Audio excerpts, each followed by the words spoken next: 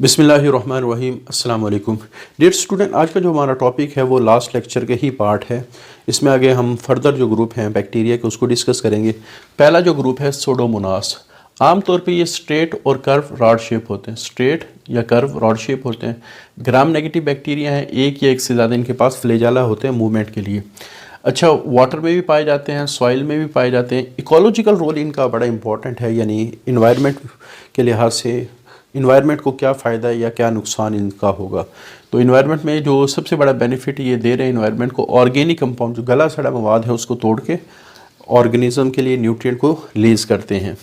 अच्छा, कुछ ऑटोट्रोफिक हैं, खुराक बनाते हैं, कुछ डीनाइट्रिफिकेशन करते हैं। डीनाइट्रिफिकेशन का मतलब कि नाइट्रेट का दोबारा नाइट्रोजन में कन्वर्ट होना।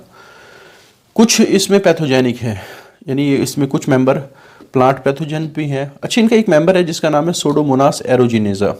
ये वाटर में भी पाए जाते हैं, सॉइल में भी पाए जाते हैं और रॉ वेजिटेबल्स, बाज़ दफ़ा जो कच्ची सब्जियां होती हैं जिनको अभी पकाया ना गया हो तो उनके अंदर भी ये होता है या उनकी सरफेस भी ये रहते हैं।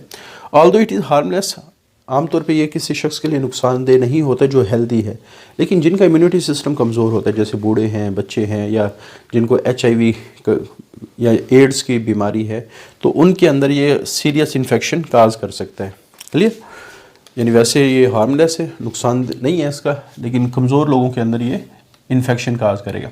अच्छा, उसके बाद हमारे पास अगला ग्रुप है एक्टिनोमाइसीट्स। एक्टिनोमाइसीट्स की एक प्रॉपर्टी ये है कि जब भी ये ग्रो करेंगे फिलामेंटस ग्रोथ शो करते हैं, यानी ये जब भी ग्रोथ करेंगे तो इनके सेल अरेंज होके फिलामेंट्स एक चेन की तरह का स्ट्रक्चर बनाएंगे और ये स्पोर प्रोड्यूस करते हैं। और हमने डिस्कस किया था कि वो बैक्टीरिया जो स्पोर बनाते हैं वो इन्वायरमेंट में जब अनफेवरेबल कंडीशन होती हैं, जब नामुनासिब हालात होते हैं, तो जो नामुनासिब हालात के अंदर स्पोर सर्वाइव करने में बड़ी हेल्प करते हैं। अगर हम इनके इकोलॉजिकल रोल की बात करें तो ये नाइट्रोजन फिक्सर हैं, नाइट्रोजन फिक्सेशन करते हैं कि नाइट्रोजन को नाइट्रेट में कन्वर्ट करते हैं। और इसी वजह से ये बाज़ जो फ्लावरिंग प्लांट है उनकी रूट्स में रहते हैं और जो स्ट्रक्चर बना के रहते हैं उनको नूडल्स कहा जाते हैं। क्लियर? तो ये अच्छा, ये ऑर्गेनिज्म जो है, ये जो बैक्टीरिया है, म्यूचुअलिस्टिक रिलेशनशिप शो करते हैं, यानी फ्लावरिंग प्लांट को ये नाइट्रेट वगैरह बना के देंगे नाइट्रोजन से, और क्योंकि हमारा जो प्लांट है उसको नाइट्रोजन आमतौर पे नाइट्रेट की शक्ल में चाहिए होता है, इसी तरह बदले में ये फिर फूड वगैरह प्लांट से लेंगे। पैथोजेनिक भी है, जैसे हमारा जो दांत अक्सर ख़राब हो जाते हैं, डेंटल प्लेग कहते हैं ख़राब होने को, या गंद को, गंदा मटेरियल प्लेग कहलाता है। अच्छा, ये डेंटल प्लेग के साथ साथ जो हमारा इनेमल होता है, इनेमल कहते हैं ये जो दांत होते हैं, इसके दांत के ऊपर जो वाइट कलर की लेयर है जिसकी वजह से दांत बड़े खूबसूरत नज़र आते हैं, तो ये जो वाइटनिंग ऑफ टीथ है ये इनेमल कहलाता है।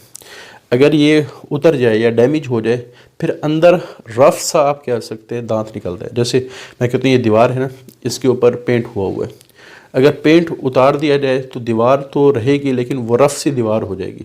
तो खूबसूरती जो दीवार के वो पेंट की वजह से, इसी तरह हमारे जो दांतों की खूबसूरती है वो इस इनेमल की वजह से जो वाइट कलर का होता है। ये बैक्टीरिया इस इनेमल को डिस्ट्रॉय कर देते हैं, फिर ऊपर से डेंटल प्लेग दांतों के ऊपर गंद भी जमा देते हैं और ओवरऑल दांतों को ख़राब करना शुरू कर देते हैं।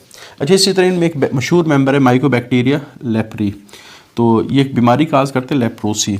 ये हमारी स्किन से स्टार्ट होती है, हमारी स्किन को ख़राब करना शुरू कर देती है, फिर आहिस्ता आहिस्ता हमारे बॉडी के मुख्तलिफ हिस्से सुन्न होना शुरू हो जाते हैं, फिर मसल को इफ़ेक्ट करती है, तो आहिस्ता आहिस्ता ये आगे बढ़ती है।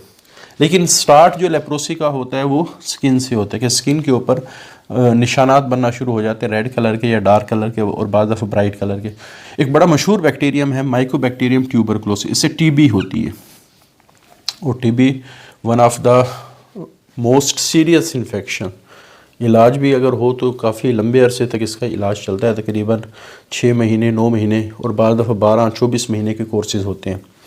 अच्छा, एंटीबायोटिक्स हो, इसकी जो सबसे बड़ी अहमियत है कि ये इससे काफ़ी सारी एंटीबायोटिक हासिल होती हैं। जैसे बड़ी मशहूर एंटीबायोटिक है टेट्रासाइक्लिन, क्लोरेम्फेनिकोल, एरिथ्रोमाइसिन, नियोमाइसिन। ये हमारी मार्केट में फेमिलियर एंटीबायोटिक में इनका नाम आता है, मशहूर एंटीबायोटिक में इन चीज़ों का नाम आता है। तो ये आर ओरिजिनली ड्राइव, इनको सबसे पहले निकाला गया एक्टिनोमाइसीट्स से, बाद में फिर इनकी मॉडिफिकेशन करके मज़ीद एंटीबायोटिक, जैसे एरिथ्रोमाइसिन ये हमारे चेस्ट इन्फेक्शन के लिए, हमारे गले के इन्फेक्शन के लिए इस्तेमाल होती है। तो आगे फिर इसको मॉडिफाई करके एजिथ्रोमाइसिन, क्लिथ्रोमाइसिन, इस तरह की जो क्लास ऑफ एंटीबायोटिक है वो बनाएगी। क्लियर। और एक बात जो इनके बारे में कही जाती है कि एक्टिनोमाइसिन वो बैक्टीरिया का ग्रुप है जिससे तकरीबन हर साल 150 न्यू एंटीबायोटिक डिस्कवर होती है। अच्छा, ये जो फिगर है ना, ये बड़ा मुबालगा राई वाला फिगर है कि इतनी ज़्यादा अगर डिस्कवर होना शुरू हो तो फिर बैक्टीरिया को तो रेजिस्टेंट का मौका ही ना मिले। तो ये फिगर किसी हद तक आप कह सकते हैं ठीक नहीं है, लेकिन किसी हद तक गुजारा कर जाते हैं, क्योंकि अभी एक डाटा मैं पढ़ रहा था कि 2020 से लेकर 2024 तक तकरीबन 170 एंटीबायोटिक ऐसी हैं जो एक्टिनोमाइसिस से डिस्कवर हुई। तो ये तकरीबन 35 से 40 जो एंटीबायोटिक पर ईयर बनती है, तो ये उसके मुकाबले में तो ये 5-6 गुना ज़्यादा का फिगर है। तो बहरहाल इन शॉर्ट आप लोगों ने लिखना फिर ये बुक के हिसाब से ही है, चूँकि बुक में जो बात लिखी होती है तो बोर्ड वालों के लिहाज से वो ठीक है, चाहे आप बुक में गलत ही क्यों ना लिखा हो। ठीक है, फिगर्स के हवाले से बात, बाद दफ़ा लाइनों के अंदर कोई गलती हो वो बंदा थोड़ी बहुत करेक्ट कर सकता है। अच्छा, उसके बाद हमारे पास नाइट्रोजन फिक्सेशन एरोबिक बैक्टीरिया, ये इकोनॉमिकली बड़े इंपॉर्टेंट बैक्टीरिया हैं, ग्राम नेगेटिव है और मोस्टली फ्लैजेलेटेड, ज़्यादातर इसमें फ्लैजेला होता है। इनका एक मेंबर है एजोबैक्टर, इस member of this group found in water and soil, जो वाटर और सॉइल में पाया जाता है और ये नाइट्रोजन को नाइट्रेट में कन्वर्ट कर, इसी वजह से इनको नाइट्रोजन फिक्सिंग एरोबिक बैक्टीरिया कहा जाता है। और नाइट्रेट आपको पता है कि प्लांट की जो ज़मीन की जो फर्टिलिटी ज़रखेज़ पर बढ़ाने में मदद करता है। अच्छा, आखिरी जो हमारे पास ग्रुप है कीमोसिंथेटिक बैक्टीरिया। तो इस टर्म को समझाने से पहले थोड़ा सा ना आप लोग फोटोसिंथेसिस की इक्वेशन में लिख देता हूँ। कार्बन डाइऑक्साइड H2O, इससे ग्लूकोज बनता है और साथ ऑक्सीजन रिलीज़ होती। इस रिएक्शन को एनर्जी चाहिए, इस रिएक्शन को क्या चाहिए? एनर्जी चाहिए। आमतौर पे ये एनर्जी लाइट से आ रही होती है, और ये जो इक्वेशन मैंने लिखी इस वजह से फोटोसिंथेसिस की इक्वेशन है। किसकी इक्वेशन है? फोटोसिंथेसिस। तो इसमें क्या हुआ, लाइट की वजह से खुराक ग्लूकोज बन रहा है, सिंथेसिस बनने को कहा जाता है। लेकिन हमारे पास अगर ये एनर्जी लाइट से ना भी आए, किसी और सोर्स से अगर आ जाए, तब भी खुराक बनाई जा सकती है। जैसे कुछ बैक्टीरिया ऐसे हैं वो एनर्जी लाइट से लेने के बजाय केमिकल रिएक्शन से लेते हैं, केमिकल रिएक्शन से लेते हैं। तो अगर फूड बनाने की एनर्जी केमिकल रिएक्शन से आए फिर फोटोसिंथेसिस नहीं होगी, बल्कि इसको क्या कहा जाएगा? कीमोसिंथेसिस। तो अब हमारे पास फूड बनने के दो तरीके हो गए, फोटोसिंथेसिस जिसमें लाइट का सोर्स, जिसमें एनर्जी का सोर्स लाइट है, और यहाँ एनर्जी का सोर्स केमिकल रिएक्शन है।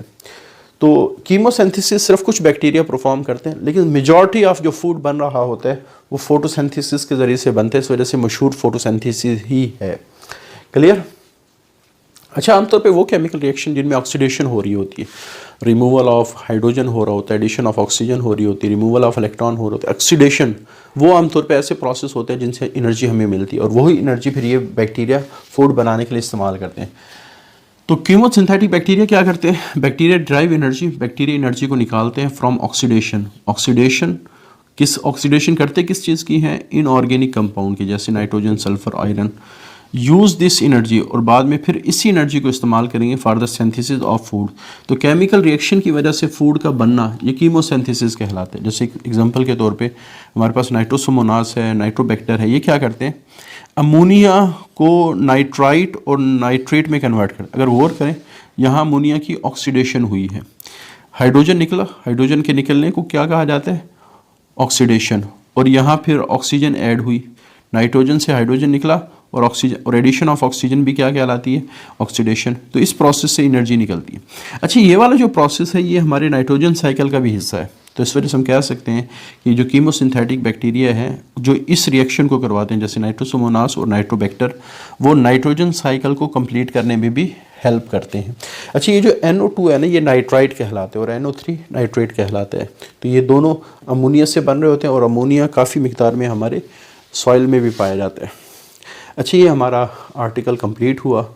इंशाल्लाह अगले लेक्चर में हम डिस्कस करेंगे नेक्स्ट आर्टिकल। आज के लिए इतना ही। अल्लाह हाफिज़।